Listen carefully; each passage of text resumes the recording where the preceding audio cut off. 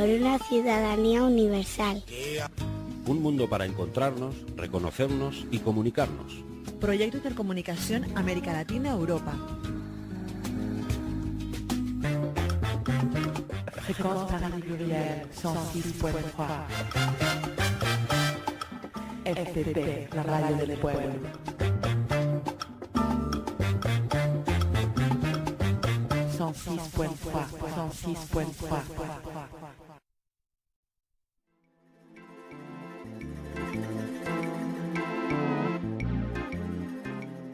Bonjour a vous tous, Fréquence Paris Pluriel 106.3, Emisiones Américas. Hoy en día tenemos la presencia de Yasmina Barrios, Gustavo Rincón y Juanito Guanabacoa. Muy buenos días a todos ustedes.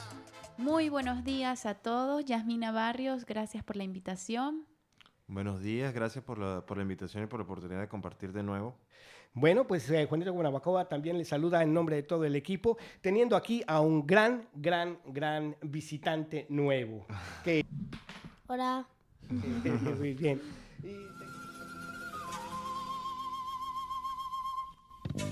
A Juanito Guanabacoa. Juanito.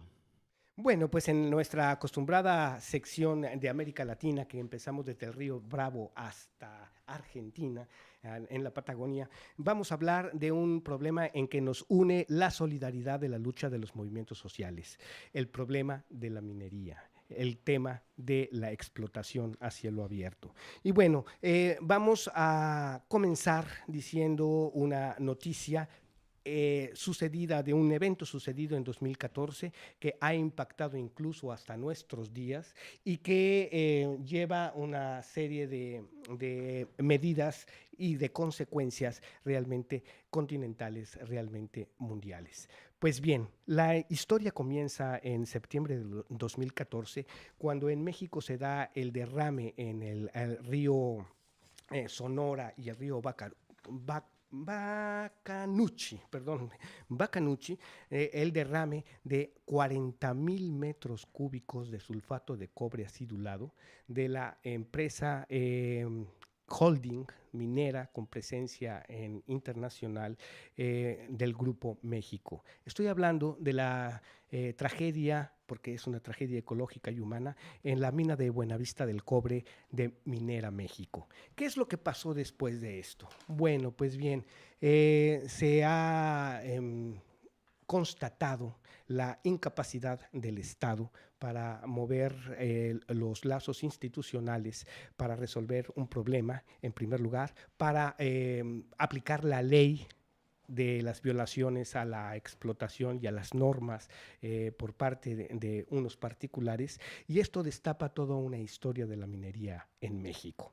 Bueno, para tener el panorama general, vamos a decir que hay un observatorio internacional que se llama la OCMAL, que es el Observatorio de Conflictos Mineros de América Latina, de donde hemos sacado alguna información importante. Para decir primero que se tienen registrados conflictos graves en cuestión de la minería abierta de la siguiente manera: Argentina con 26 problemas, Bolivia con 9, Brasil con 20, Chile 36, Colombia 13, Perú 39, y donde hay participación de empresas mexicanas en la explotación petrolera, México 37 más 80 problemas derivados. Y bueno, Venezuela también no se queda atrás, tiene un solo problema registrado en la OCMAL, pero de consecuencias muy graves. Bueno, en este asunto, para ir ubicando al público, tenemos que hay dos minas simbólicas en el estado de Sonora que han participado en la creación de la riqueza, o más bien se ha descubierto la riqueza a nivel internacional, a nivel mundial, de lo que es el cobre, el oro, en las minas de Cananea y Nacozari. Las luchas sociales que se han dado en México desde el comienzo, estoy hablando desde los años de 1896 a 1906, Cananea tenía la presencia de la Consolidated Copper Corporation, que tenía un dueño americano William C. Greene, y el 1 de junio de 1906 será ahí el primer brote de lo que fue después la revolución, porque existían beneficiados políticos por las políticas de Porfirio Díaz. Los luchadores en Cananea y Nacozari participaron en la diseminación de las ideas de los hermanos Flores Magón, participaron también en la creación del periódico Hito, en ese momento Regeneración, y en Nacozari tenemos también la presencia de un héroe nacional, me estoy refiriendo a Jesús García Corona, que salvó con su vida de una explosión de TNT, la comunidad de Nacozari, lanzándose en el tren hacia lo más lejos de la ciudad para evitar que hubiera daños mortales, y resulta que el tren voló. En aquel entonces más de 2,000 trabajadores comenzaron las demandas laborales. Los soldados amerigringos, por decirlo así, de los Estados Unidos, tenían presencia física en México, y bueno, la represión se llevó a cabo de manera brutal, y Cananea y Nacozari en el estado de Sonora han sido siempre los puntos neurálgicos de la minería en México. Actualmente tenemos la historia moderna. En 1978 fue desmantelada por el gobierno de Salinas de Gortari la empresa mexicana minera, y se fundó lo que fue el Grupo México. El Grupo México es un holding, es una gran empresa que es la tercera más grande de producción coprífera en el mundo, la primera de producción coprífera en América Latina, y bueno, está conformada por el segundo hombre más rico de México, estoy hablando de Larrea, y los nombres salen. Este señor Larrea es el número 67 en la lista de Forbes en 2014, ha pasado remontando su posición como uno de los hombres más ricos del planeta, es el dueño del Grupo México y de las subsidiarias principales que esta empresa maneja. La tragedia de las que les hice la introducción en 2014 tiene aún consecuencias muy graves. Más de 20 comunidades a todo lo largo del río Sonora y del río Baconuchi han estado afectadas con daños a la vida, muertes. Tenemos la historia en ese mismo estado de, ya dije, Cananea, de lo que fue la desgracia de Pasta de Conchos, donde más de 65 obreros perdieron la vida siendo atrapados y jamás rescatados. Y bueno, la empresa ha tenido muy numerosas acusaciones por falta de cuidado en la explotación, envenenamiento de ríos, polvos tóxicos en toda la población, y esto termina con una historia que aún podemos decir demuestra que el grupo en el poder se ha apoderado de las riquezas del Estado, las ha vendido al extranjero. Y estas empresas, y este hombre, Larrea, del que poco se sabe, es como un paréntesis, es uno de los ricos más alejados de la luz política. En este último informe ha tenido reuniones con el presidente, es uno de los postores para un nuevo canal de televisión, perteneció al equipo de consejo de Televisa, y bueno, nos damos cuenta que realmente es una de las familias que tiene el control de la producción. El Grupo México tiene también entre sus haberes la Compañía de Ferrocarriles Nacionales de México, la Ferromex, que es la flota ferroviaria más grande de México, y bueno, a partir de 1978 están ganando un promedio de 4,400 millones de pesos diarios, y esto es para tener una idea del monto tan inmenso que genera la producción de metales en México. Bien, con esto paso nada más a referir a algunos datos de lo que es el movimiento social en contra de los daños causados por la minería abierta. Estoy hablando de fechas recientes ahora, de a partir del día 23 de septiembre, este mes que nos corre y del que estamos nosotros haciendo la reseña. Decimos por estados. Oaxaca, denuncian en Oaxaca la minería Cuscatlán por exploraciones sin permiso e invasión de ejidos. El Observatorio de Conflictos Mineros de América Latina ha dicho que las comunidades en los distritos de Jutlea y Ocotlán, debo hacer un pequeño paréntesis, está a 30 kilómetros de la capital y conozco bien esa situación por haber estado trabajando como empleado público en alguna época de la vida. La minera filial de canadiense Fortuna Silver Mines es la que tiene a las comunidades que en 2005, pese a que declararon sus tierras como territorio prohibido para la minería, han sufrido barrenaciones, explosiones que han costado vida humana. Pasamos entonces a Cananea. El sacerdote Alejandro Solalinde, una figura social que se ha distinguido por la defensa de los migrantes, entre otras cosas, pide a los diputados el cierre de la mina de Buenavista del Cobre por el derrame, como dije yo, que no se ha salvado la situación provocada, de 40,000 metros cúbicos de sulfato de cobre. Yo quisiera preguntarle al público si tienen idea de lo que puede ser la cantidad de 40,000 metros cúbicos de una sustancia tóxica tiradas en un río que corre casi hablando del territorio en Francia, comparado al territorio en Francia, diríamos que de París hasta Toulouse. Y bueno, vean ustedes la dimensión de lo que puede ser el daño ecológico causado por esto, que ha causado muertes, envenenamiento, ruptura del equilibrio ecológico, entre otras muchas cosas.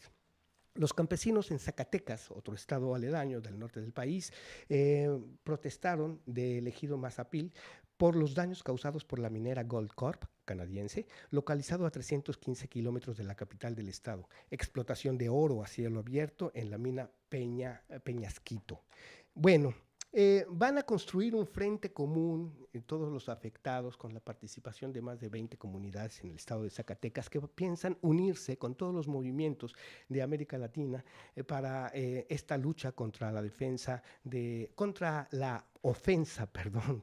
contra la ofensa que implica la explotación irracional de los recursos mineros.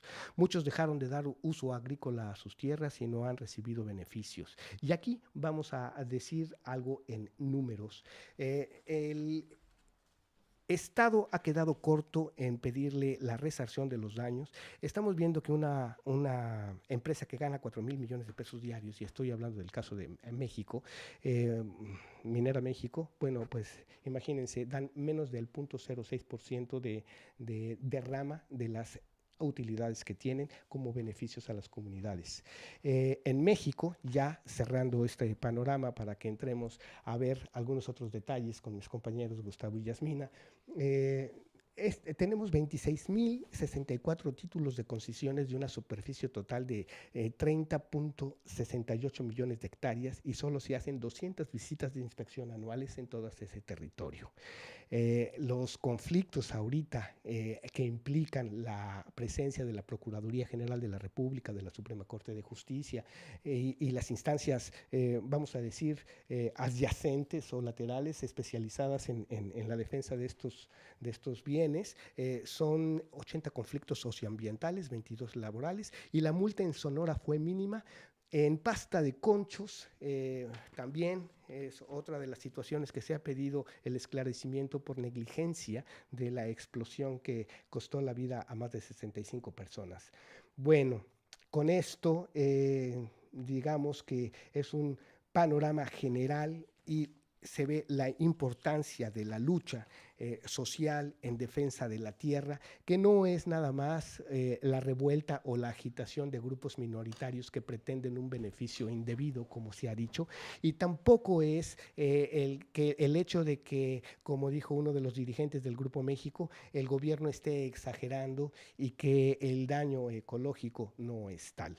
Estamos hablando entonces no nada más de posiciones, estamos hablando de problemas que implican la labor periodística, que sería otro tema a tratar, cómo es que se maneja la noticia, cómo es que se presenta la noticia. Y bueno, hoy nos toca empezar a destapar este tema para irlo tratando después más puntualmente y ver la importancia de lo que es sumarse a la solidaridad con los movimientos que exigen justicia. Vamos a tener la continuación musical para pasar y seguir platicándoles de esta situación.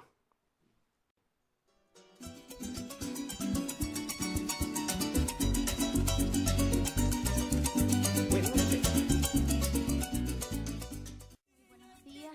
Bueno, Juanito hablaba un poco acerca de lo que ha sido la minería en México. Bueno, Venezuela no se escapa de esa problemática sin antes hablar de que la minería durante estos últimos años en Venezuela ha sido una minería ilegal. Tenemos el caso de los garipeiros y una problemática que no solamente es ambiental, sino también social y política en nuestro país, con la extracción ilegal del oro en lo que tiene que ver la frontera con el Brasil y con Colombia. Sin embargo, el pasado mes de febrero, el presidente de la República, Nicolás Maduro Moros, daba una concesión a 150 empresas internacionales de 35 países distintos, donde se explotará una nueva zona llamada el Arco Minero.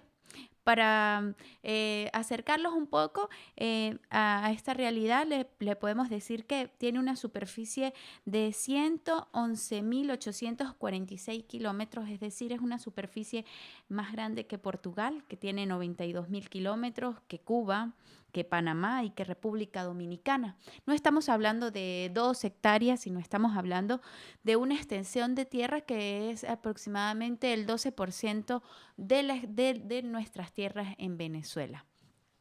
Además, no solamente ha sido un problema que ha movido todo el movimiento ambientalista en nuestro país, sino además nos preocupa porque la semana pasada hablábamos un poco acerca de los problemas económicos y se podría pensar de que declarar este arco minero y comenzar la explotación de oro, bauxita, diamantes, cobre, sería una solución económica para el país. Pero buscando y investigando un poco más, nos topamos con que Venezuela ha firmado acuerdos con la mayoría de las empresas a la que en el año 2012 el presidente Chávez retirara las concesiones y congelara los activos de esta empresa, como la Gold Reserve de Canadá, Rusor, que es una empresa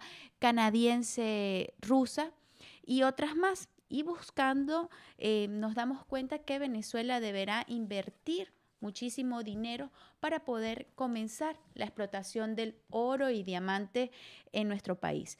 Venezuela se tendría que endeudar con 1.155 millones de dólares solamente para poder hacer su aporte de capital a estas empresas, sin hablar de la indemnización que deberá hacerle a las empresas, por ejemplo, como la Gold Reserve, deberá indemnizarla por 769 millones de dólares y a la Rusoro por 1.200 millones de dólares. Entonces, además, estamos hablando de que no será para Venezuela, no tendrá un dinero fresco, no habrá un movimiento de dinero, sino que además se tendrá que endeudar para comenzar la explotación minera. Sin embargo, lo que nos llama más la atención es el tema ambiental. Y podemos decir que alrededor de más de 35 tribus de pueblos originarios habitan en esta zona. Es la zona de nuestra selva, es nuestro pulmón, es el pulmón de América Latina lo que se va a explotar. Gustavo. Mi visión del asunto es que yo creo que es muy importante rescatar, porque tenemos dos imágenes de lo que es la minería digamos en este momento en México y en Venezuela, es lo que estamos hablando. Pero si tomo un ejemplo de la minería alrededor del mundo, es una cuestión que va en contra a los derechos humanos, al ambiente. Es una cuestión que es muy difícil conseguir el lado positivo cuando tengamos cuidado cuando hayan propuestas que incluyen concesiones a minerías, que nos demos cuenta realmente de lo que se trata. Como tú lo dijiste, bueno, en tu caso estabas hablando de 1% más o menos es distribuido a las comunidades, 1%. Y hablamos también de que hay concesiones de impuestos y que hay un espacio que no ha sido declarado para las ganancias de las empresas. En 1% pues no es absolutamente nada comparado al impacto ambiental que se tiene. Hay que saber que, por ejemplo, en otros países, en Francia, en el mismo Estados Unidos, ellos discuten y tienen un debate político hay fuertes contradicciones y no se logran poner de acuerdo, por ejemplo, en la explotación del fracking, en no usar el fracking. Ellos en sus países están muy claros que el impacto ambiental hay que tomarlo en cuenta y no es tan fácil comenzar a tener explotaciones que tengan alto impacto ecológico así como así. Hay que discutirlo, No, y que además el Estado venezolano ha nombrado como minería ecológica. Y nosotros no conocemos en ningún lugar del mundo donde se haga una minería ecológica, donde no se use cianuro o en qué otro lugar las consecuencias ambientales no beneficios han impactado. no tóxicos. No, y el impacto social, bueno, no sé por qué realmente la minería tiene tanta dificultad en repartir mejor la riqueza. Pareciera ser que, y eso ha sido verdad en todas partes del mundo, no hay ningún país que haya salido adelante con los recursos mineros. Y sobre el aspecto humano, ese ataque que representa para las comunidades originales, porque hay despojo de tierra, porque hay... ¿cuál es el punto de vista de ustedes en general a partir de Venezuela? Es increíble porque hay varios ejemplos en Venezuela acerca de los pueblos originarios. Durante el periodo del presidente Chávez, él había paralizado las empresas mineras de explotación de carbón en ciertas zonas donde habitan estos pueblos originarios. Un ejemplo es la Sierra de Perijá. Un decreto presidencial declaraba que no podían coexistir los pueblos originarios y las empresas que iban a explotar el carbón. Y no se le dio concesión a ninguna empresa para que explotara carbón en la Sierra de Perijá. Y vemos que durante el año 2015 el presidente Maduro saca otro decreto y entrega a la Sierra de Perijá a empresas de la China para que no solamente exploten el carbón, sino para que además construyan un ferrocarril para la exportación del carbón, cuando la Sierra de Perijá ha sido y es desde hace millones de años el hábitat natural de los pueblos originarios de esa zona. Y no solo eso, sino las fuentes acuíferas del estado Zulia y de parte del estado Falcón provienen de esta sierra.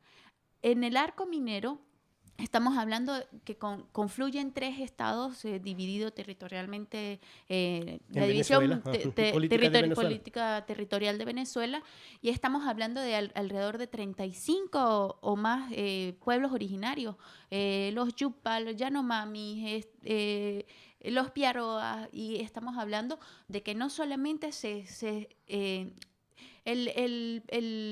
digamos que en papel el hecho del arco minero se ve hermoso y dice muchas cosas como la integración, como que va a mejorar la demografía del país porque van a crecer hacia ese... Sí, pero es que también hay algo muy interesante, que bueno, es como como decimos en nuestro país, va para el cielo y va descontento y va molesto. Bueno, aquí es como que vamos al infierno y de paso vamos más molestos porque, por ejemplo, en el caso de México, digamos, la explotación por lo menos la hacen empresas mexicanas. Tú hablaste de una riqueza mexicana y bueno, no sé si quieres agregar algo más al asunto, pero por lo menos son mexicanos los que explotan a los mexicanos. No sé si será más fácil convencer, pero en Venezuela es siempre lo mismo, es un entreguismo total. Si hubo en algún momento una política hace unos pocos años de salir un poco de las empresas extranjeras que hicieran lo que les diera la gana. Ahorita no sé si lo hemos comentado, pero por ejemplo las nuevas concesiones estas de minería hacia los países extranjeros que están dando en Venezuela van son un cheque en blanco total, son una licencia para matar y acabar con el ambiente, en el sentido que está bien escrito, negro sobre blanco, que estas concesiones no pueden ser tenidas como responsables del impacto ambiental de su propia explotación.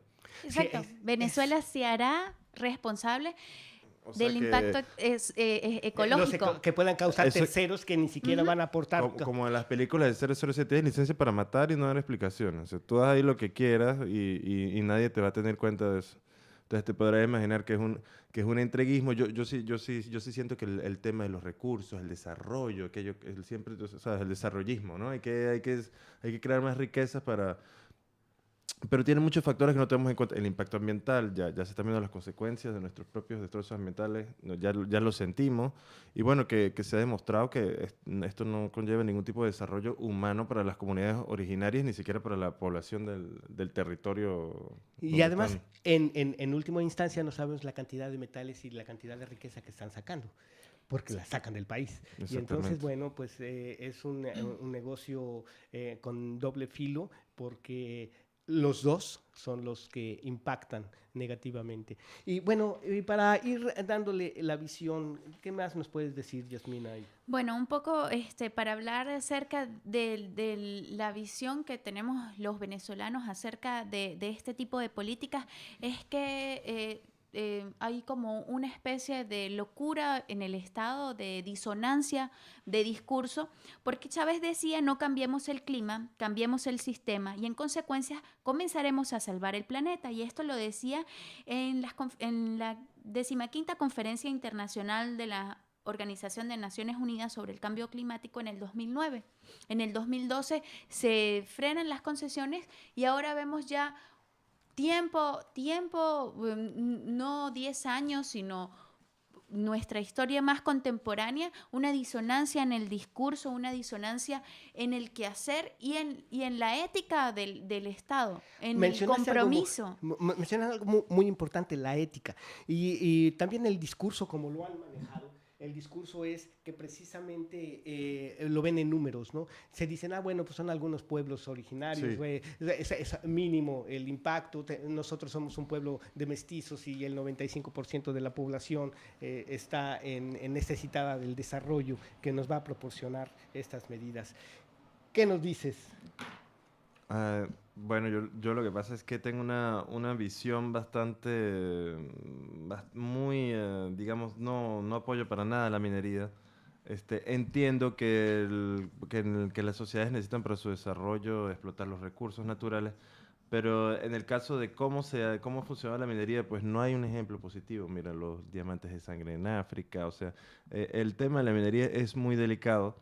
Y me parece que no se trata de desarrollo, pues en este sentido hay que saber que en Venezuela nosotros llevábamos hasta hace unos pocos años, estábamos tratando de recuperar conceptos como el de desarrollo endógeno, que es el desarrollo de adentro hacia afuera. Es decir, no esperar... a que vengan de fuera a decirnos cómo nos vamos a Pareciera desarrollar. que en este caso de los recursos es simplemente que Venezuela, encontrándose en una mala pasada a nivel de las entradas petroleras, está buscando cómo conseguir recursos, pero otra vez lo está haciendo sin ningún tipo de visión de desarrollo, sino simplemente están buscando que alguien meta mucha plata para ver qué se saca, pues, No, y que a además- corto plazo. Una versión... Hay otro punto que me gustaría tocar y que demos vuelta a esto, porque muchas veces dicen, bueno, pues están repitiendo la misma canción. Es el cómo maneja la prensa y la noticia, cómo se presenta ese panorama promisorio y cómo realmente se manipula a la opinión pública y cuál es la labor de las personas que, como nosotros, informamos. Sabemos, por ejemplo, del crimen de Berta Cáceres, por decir uno de los últimos y de los más connotados. ¿Qué ha pasado con esa noticia? ¿Qué nos puedes decir? Bueno, hasta donde tengo entendido, solamente se ha quedado la noticia de Berta Cáceres. Se ha tocado a través de algunos movimientos populares de comunicación que han hecho, digamos, noticia en las redes sociales, el caso de Berta Cáceres, pero creo que no solo el caso de Berta Cáceres, sino muchos otros casos como esta dama peruana que cuida las aguas en las lagunas glaciares del Perú. Se pierden muchos nombres, ¿eh? Hay Sí, más de 300 hay crímenes. 300 crímenes, se pierden un poco los nombres, pero creo que la prensa Actualmente, pues, en mi país, por ejemplo, tenemos el panfleto, el que, bueno, el Estado es el dueño y señor de la razón, y no se hace una denuncia certera, una denuncia haciendo una investigación. Sin embargo, ante el caso de la minería, podemos observar que bastantes activistas políticos han escrito y tenemos espacios como Aporrea, como algunas otras páginas web de nuestro país, donde han sacado y la gente se está negando al arco minero y debemos decir que no, además de la política, de la parte periodística, creo que es algo que no se ha denunciado y es que a la gente, a los pueblos, no se les pregunta si están de Exactamente. acuerdo Sí, o no lo que con la pasa es que en minería. Venezuela, con respecto al tema de la minería, se manejan dos discursos. Está el discurso oficial, entre comillas, que se asume socialista, que necesita esos recursos y que va a buscar a meter esas transnacionales para ver cuáles regalías y qué dinero se puede sacar. Y el discurso de la oposición, de la gente que quiere ya salir de gobierno, que está esperando su turno, que simplemente ese tipo de temas no le interesa lo más mínimo. Corrupción e impunidad. Exactamente, y la prensa además no le interesa dar a conocer, por ejemplo, el caso de Berta. Y el trato que se le da es, bueno, se murió una mujer y ya. Pero la lucha y la lucha de los pueblos y la lucha, por ejemplo, que tienen ahora no sale en la prensa en Venezuela, la opinión de las tribus y la opinión de los pueblos originarios que están en contra de la minería.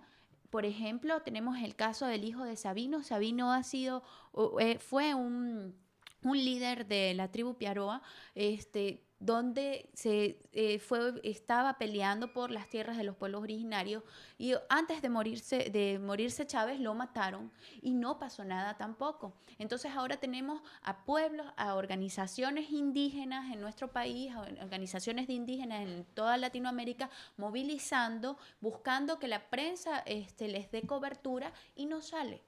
Yo creo que entonces la importancia de la solidaridad internacional y bueno, el espacio breve, vamos a seguir posteriormente con esta serie de encuentros y charlas y vamos a una pausa musical para seguir amenizando nuestra mañana dominical.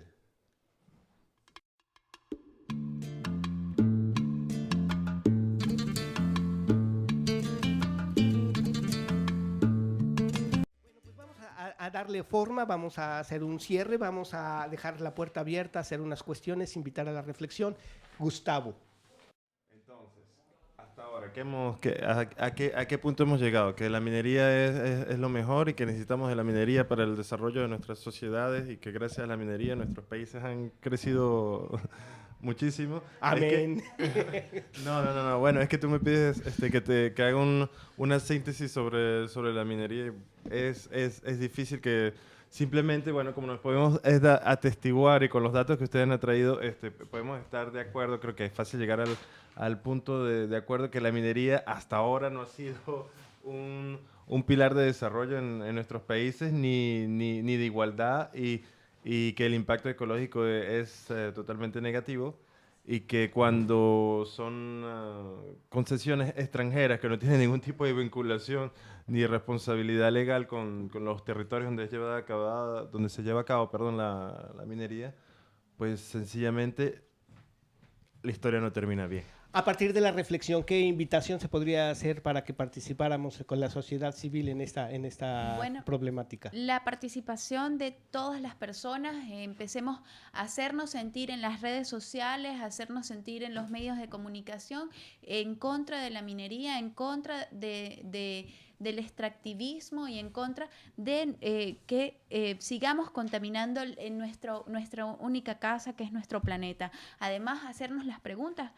Los proyectos mineros, en concreto, ¿qué tipo de vida nos va a ofrecer? ¿Qué modelo nosotros queremos? El extractivismo en nuestros países, el debate entre renta y vida, entre dinero y vida. Y que pensemos en nuestros pueblos originarios. Bueno, pues con eso cerramos el tema, dejamos el tema abierto, más bien cerramos la sección y comenzaremos con otros aspectos de la vida sociopolítica de nuestro continente, de nuestros países, de la Gran Hermandad, la Casa Grande Americana, y seguiremos nuestra programación este domingo en el 106.3 del FM Radio Frecuencia París Plural con la programación a cargo de Abel Santa Cruz en la cabina, que bien tiene a escoger una música siempre muy atinada. Buen domingo. Buen domingo. Muchas gracias. Buen domingo, muchas gracias. Muchas gracias, Abel. Los fines de semana, un traguito pa' gozar